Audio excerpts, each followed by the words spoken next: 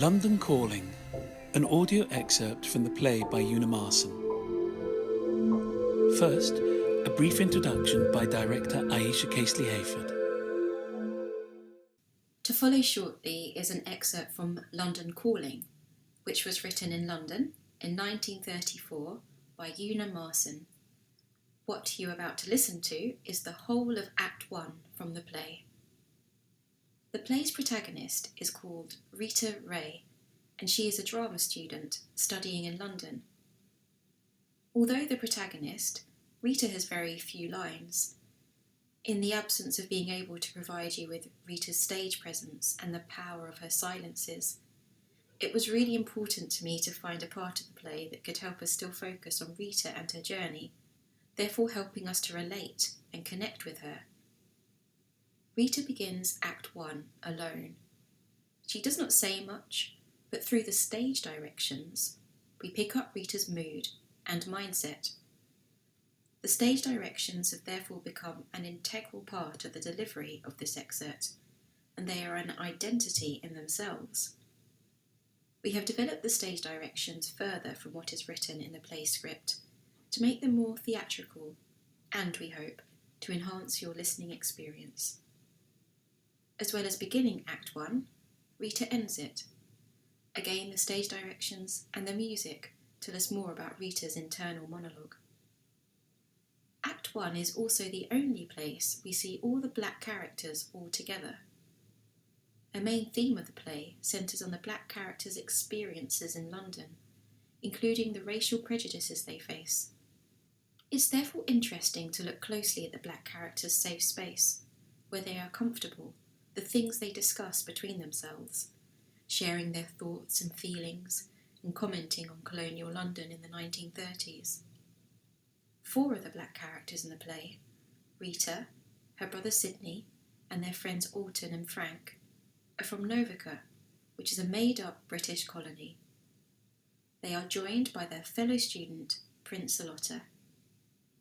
Prince Alotta is described as being from an unnamed African country, which we believe from the research carried out on the play to most likely be Ghana. As the play was written in colonial times, I felt that including this section also helped to set the historical timeline, showing ideals of Pan-Africanism that would have been very much on the minds and hearts of black people around that time. In summary then, you're about to listen to Act 1 of London Calling, which shows us the humour and fun of the black characters in the play as they tease and entertain each other. It's a warm act, underscored by Rita's emotional state. I hope you enjoy it. London Calling by Una Marson, Act 1, Scene 1.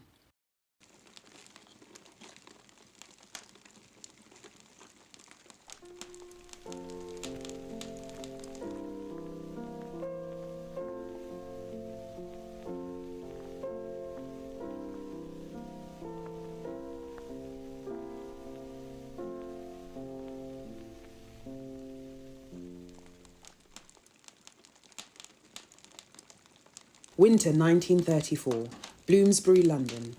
We are inside Rita Ray's flatlet. Rita is kneeling on a rug by the coal fire, toasting crumpets. She butters the last crumpet and covers them. Rita then draws the curtains and turns on the lights before sitting on a stool by the fire and beginning to read. Unable to concentrate, she closes the book with a bang and throws it on the chair. Sighing, she rises slowly and goes over to the radio. After some hesitation, she turns it on. That is the end of the programme played to you by Henry Hall and the BB Dance Orchestra. The news follows in half a minute. On hearing this, Rita goes over to the clock on the mantelpiece. She takes it down, then slowly winds it. She sets the time at 1 minute to 6. The first news copyright reserved by Reuters, Press Association and Central News. The weather forecast for England, Scotland, Wales and Northern Ireland. A low depression centred off Iceland is moving southwest. In England, temperatures will be lower tonight by several degrees. Frost and... Curse this weather. She jumps up and turns off the radio. Going over to the fireplace, she pokes it and warms her hands. Alton Lane enters the flat, returning home.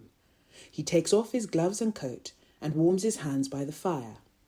Rita moves away and sits on the divan. Hello, my lady. Cold enough for you, what? And a depression is moving southeast as usual. My word, how cheerful. Where's my brother? Your twin brother. How you adore each other. He'll be here in a minute.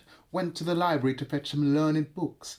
Sometimes I'm jealous you don't take such interest in me. Don't be silly. What's worrying you? You are very cheerful. Have some tea and don't bother me. A rhyme! Wish, my dear, wish quickly. You are a fool. I say, we are complimentary this evening. I may be, but tell me, what would be your wish? What do you think? To learn to love me? Ridiculous. Now let me think. So many things. First and foremost, to be back home where I belong. So, that bit of nostalgia. I thought so. Not really, I'm just fed up. I've had enough of this. Rather sweeping statement. Fed up with me, or with Sydney, London, or your priceless drama school? Which is it? Oh, everything. Do you realise that we have been here for 2 long, eternal years? I do. And that we are 7,000 miles away from Novica. And so? And I have had to do my studies and be a maid and general servant to this flat. Look at my hands. Alton moves away from the fireplace, goes over to Rita and sits down beside her on the divan. He gently takes her hands in his and looks at them. As beautiful as ever. Surreptitiously, Rita slides her hands away from Alton. Alton rises and slowly moves back to the fireplace. But isn't that a bit thick? We have begged you to have a charwoman. What's the good of a char? What's the good of anything? Besides, I don't want any crazy old woman prowling around my flat and talking my head off with her Cockney stories. Would cheer you up a bit. But really, why do you want to have a coal fire? Have gas or electricity. Both more expensive. But we can run to that. Not unless we cut out theatre and chicken on Sundays. Ah, now I've got it. It's the food that has got you down. Roast beef and 2 veg, week in, week out. It's terrible. Cabbages and potato, cauliflower and potato, peas and potato, beans and potato, the one vitable potato. I shall write a sonnet to Potato, the life sustainer. Oh, I don't know. I've got used to that, but there are some things, well... Gee, I nearly walked into Frank today. Talks so much like a Yankee, one would never believe he belonged to Novica. Just the type to ape anything. How does he like London? Oh, says it's lousy. And he's going around leaving tacks on all the seats in the tube. He wants to see what Londoners look like when they are ruffled. Thinks the society folks are just too wonderful. Maybe if I lived in Mayfair with 6 maids, a Rolls Royce and a mink coat, I'd get wonderful feelings too. And a poodle, my dear. A little tiny, weeny, lovely pet. Gee, I can see you stepping down from the rolls and mincing your way in the park. Just to give poor little Juliet a run, the little angel, and then off again for her beauty treatment, the darling. Don't be hateful, I should love it. You would hate it. Waking up any old hour in the morning, ringing for breakfast, having my bath all ready, looking up my engagement pad and having... You mean waking up with a swollen head from a champagne party the night before? Then you'd call your friends and they'd call you up. Darling, you simply must come to cocktail party at Mrs. Dussu's this evening. She's a frightful old cat, but she does know how to throw a party. And the Duke of Leeson will be there. Oh, how wonderful you looked last night. And wasn't the Baron outrageous? I thought you despised society. Yes, I do. Drones and parasites, a lot of them. But I'd like to try it for a spell. Have a cigarette. You're definitely off colour. What put this society idea into your head? A girl at drama school has a sister who did that. Saved and pinched, ate next to nothing, slept in a garret, and had 2 dresses. She saved £300. Got introduced as the cousin of Lord Somebody and stayed in the society racket for 2 months. £300 in 2 months? Yeah. Good going. I bet she was glad to get out of it. Maybe, but I'm sure it was swell while it lasted. 1 crowded hour of glorious life is worth an age without a name. And so say all of us. One needs to go on a razzle once in a while to balance up. What's the good of getting nice things for you if you don't eat? Rita puts the crumpets on the table. Alton takes a seat at the table and eats. Rita goes to the window and draws the curtains open. She looks up at the sky. I was so interested in our conversation, I forgot I was hungry. Let's go someplace. It would do you good, somewhere really lively. To the British Museum. Oh, come. Or for a drive in River Thames. Not that bad. Besides, you hate cold water. Yes, so I do. The telephone in the flat rings. Ring! You speak. It's sure to be one of the boys. Yes.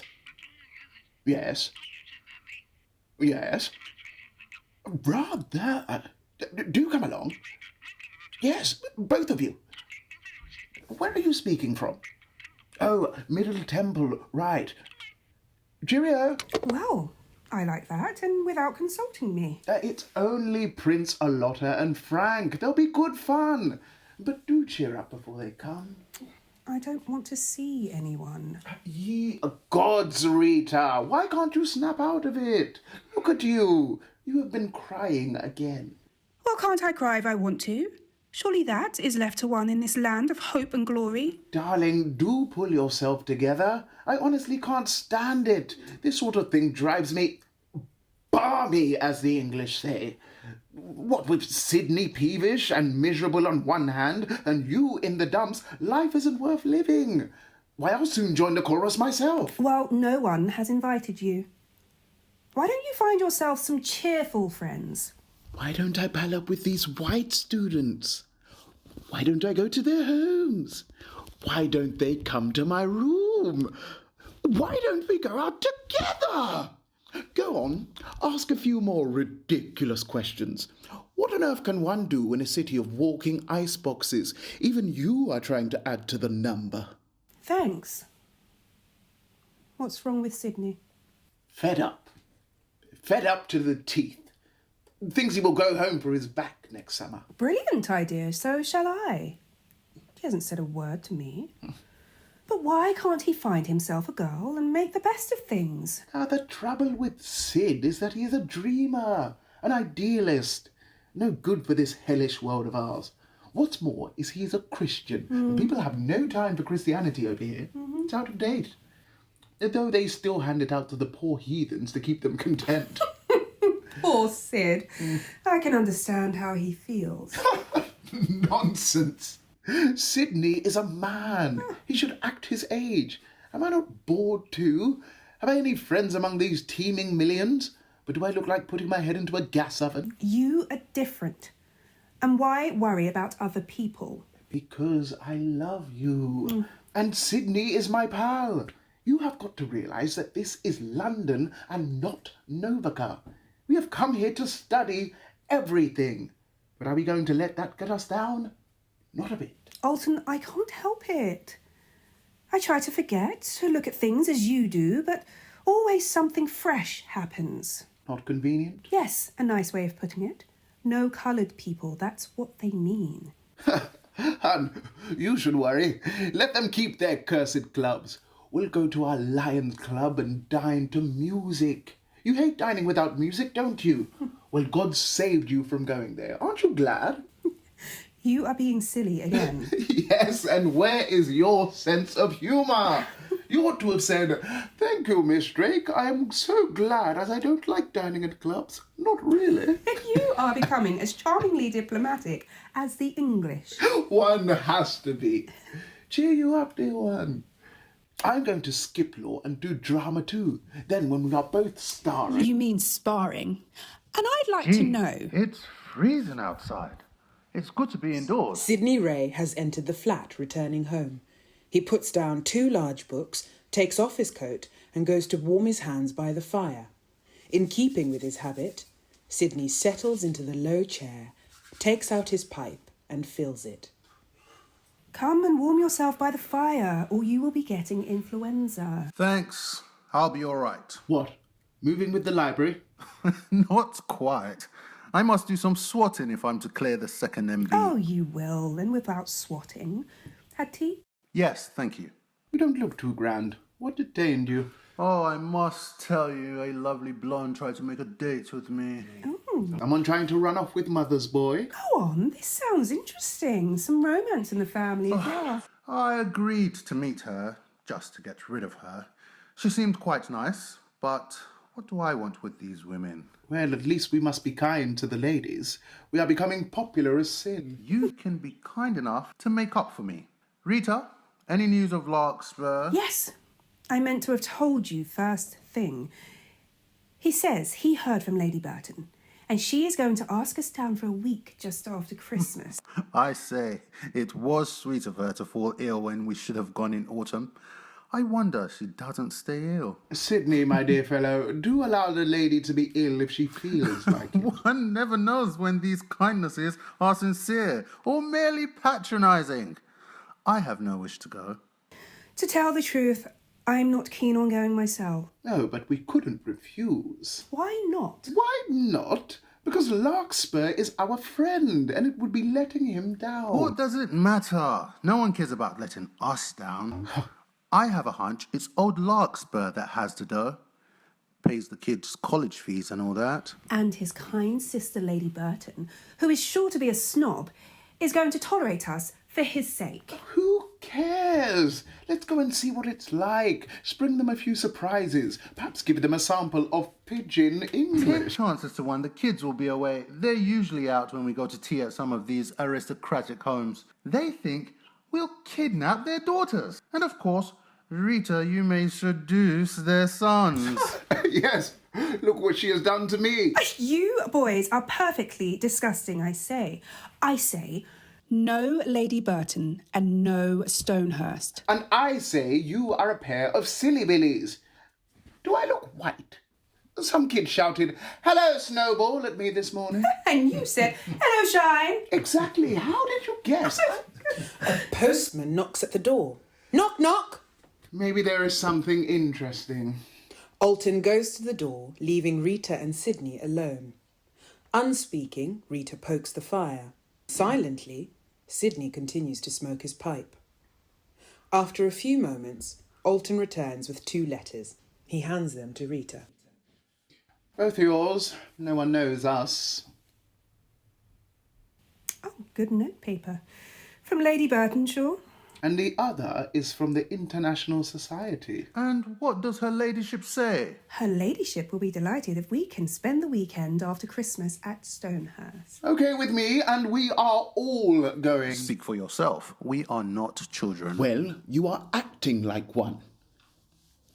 Rita, you used to say that every experience was a good one. Why strike this out? Oh, we can discuss this again. Let's see what the International Society has to say for itself.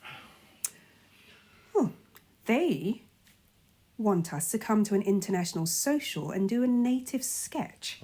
They are having Chinese, Indian, French, German, and several representatives of other countries. What do they take us for? Cheap entertainers? That's an idea. You and your ideas, your brainwaves are so bright. I wonder you don't save electric light and read by them. What's up your sleeve this time? I refuse to breathe a word unless you promise to be a sport. And it's really brilliant. Very well, I promise.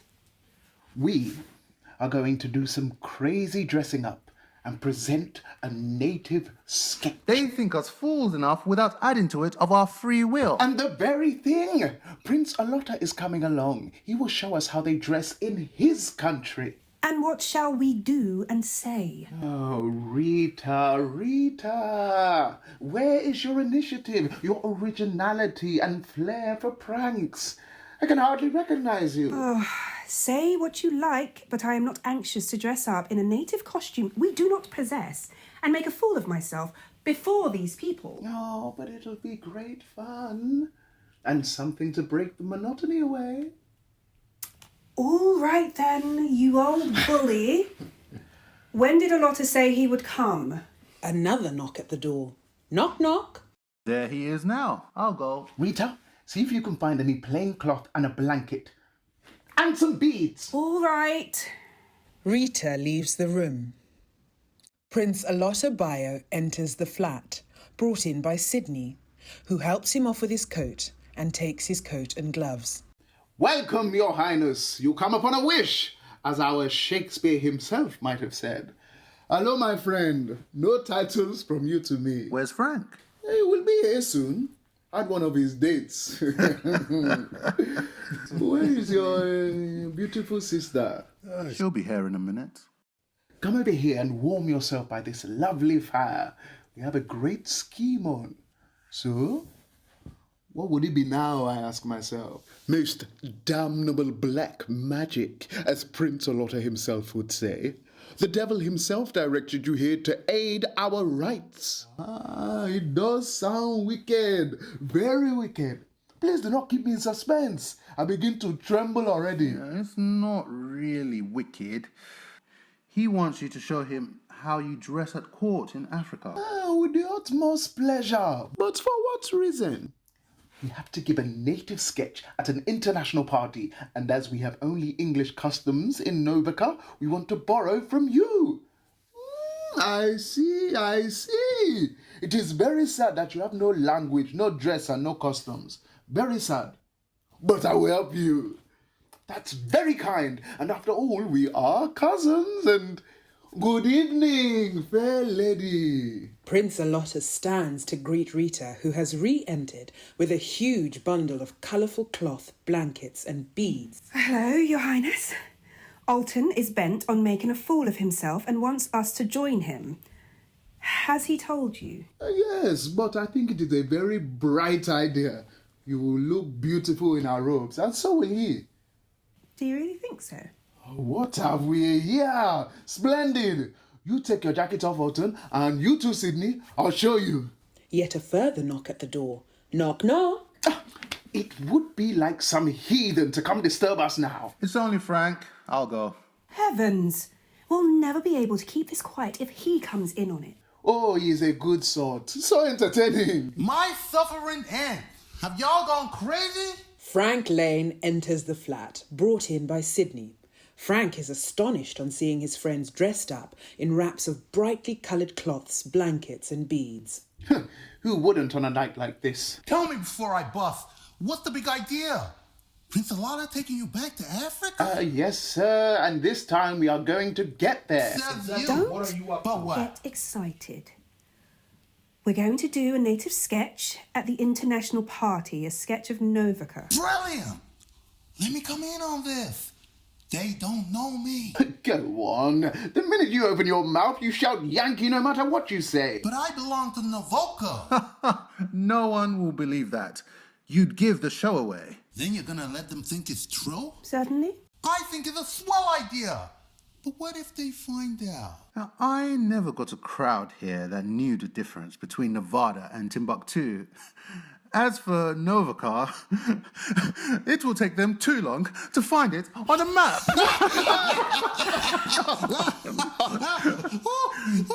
So silly. Sydney. Okay. Let's begin. Right. So you take your right foot, then step. And go. Step. Right foot. And step. Step. One. Right. And step. Sorry. Good. Yeah. Step. Right. Step. Yeah. Oh. That's right. Step. Oh, yes. Oh. And step. Oh, yeah. 1, 2. Step. Oh, yes. Oh. And step. Step. Step. And I go. like this, huh? Oh, man, this is cool, man. Right foot. And step. And step. Ah, lovely. Yes, step. And step. Good. Step. Yes. And here we are. And step. That's right. Yes. Step. Look at us. Look And step. I feel alive. And step. Oh, I think I'm quite good. And step. 1, 2. Sydney, if you do not wish to dance, you can constitute the audience, but you must beat time and shout like this. Songena, songena, butter. Songena, songena, butter. Songena, songena, Songena, songena, songena, songena. the songena. Very good. Take it again. Songena, songena, butter. Songena, songena, butter. Songena, songena. Prince Alotta leads them in practicing some war dance steps. They pound their feet and move their arms in rhythm, echoing throughout the flat. The group find themselves immersed and joyfully entranced in this moment of unexpected unity. Eventually, they become aware of themselves. After this excellent performance, I must do some work. It's time I did some work myself. I've been here for 6 years and I haven't yet taken my law finals. I'm becoming an institution at the Middle Temple. No hurry to get back to Africa, huh? Why not come up to the Stars and Stripes? You keep your stars and stripes. Miss Rita, I must be saying goodnight. Do come back for another rehearsal soon. I shall be very happy to do so. I can assure you, you look very charming in the dress of an African princess. Thank you, Your Highness. Not Your Highness, please.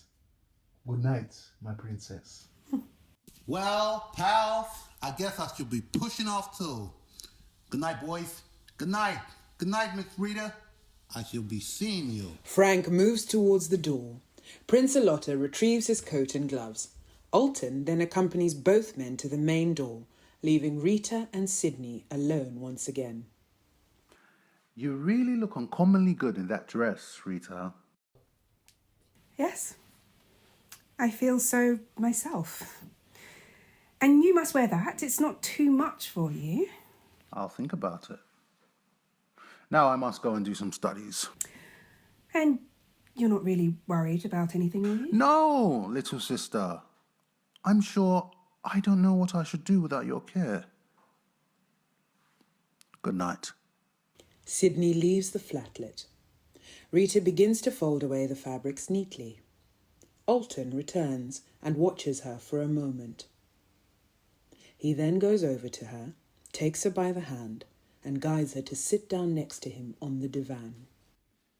Rita, come and sit here a minute. I want to talk to you. But we have been talking all the evening. Yes, so we have. And you ought to be tired. I just want to ask you to make me a promise. I hate making promises, but what is it? I want you to promise that you are going to be your old, cheerful self. Take no notice of life's little pinpricks. It's not that, Alton. I know we must suffer these things, and that it will be another generation before we really find our feet. But sometimes it comes over me. I can't stand it. It hurts so. Here, deep down in my heart, in my soul. Worse than a physical pain. I know. I understand, dear, but just say to yourself, Rita Ray, someday you will be able to look back at these dark hours and be thankful for the experience. Remember your motto. All experience is good. All. I will try. I have been thinking. I ought to behave like a grown-up. I promise not to be such a miserable little beast anymore. And we'll have great fun at the international party and at Lady Burton. Very well. I don't know why I allow you to persuade me to do things I don't want to do. I only wish I could persuade you to love me. Rita, knowing how she feels but not ready to admit it, kisses him. I think we are getting on splendidly. Let's leave well enough alone. As you wish. I am happy in our friendship, and one can always hope. Thank you, dear. I know you are tired. Sleep in tomorrow. I will get breakfast. Good night. Alton kisses Rita's hands lightly and leaves. Rita locks the door behind him. Turning back to her space, she pulls down the divan, settles beside the fireplace, and turns on the wireless.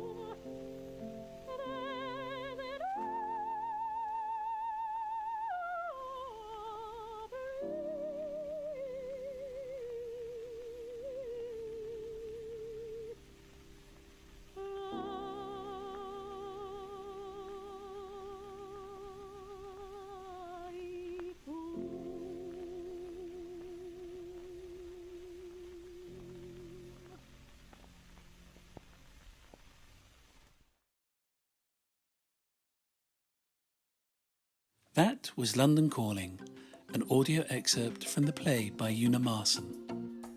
Rita was played by Ann Akinjirin, Alton and Prince Alotta by David Ajao, Sydney and Frank by Tunji Lucas, and adapted stage directions and voice of the wireless were read by Kutsanayi Chihuahua.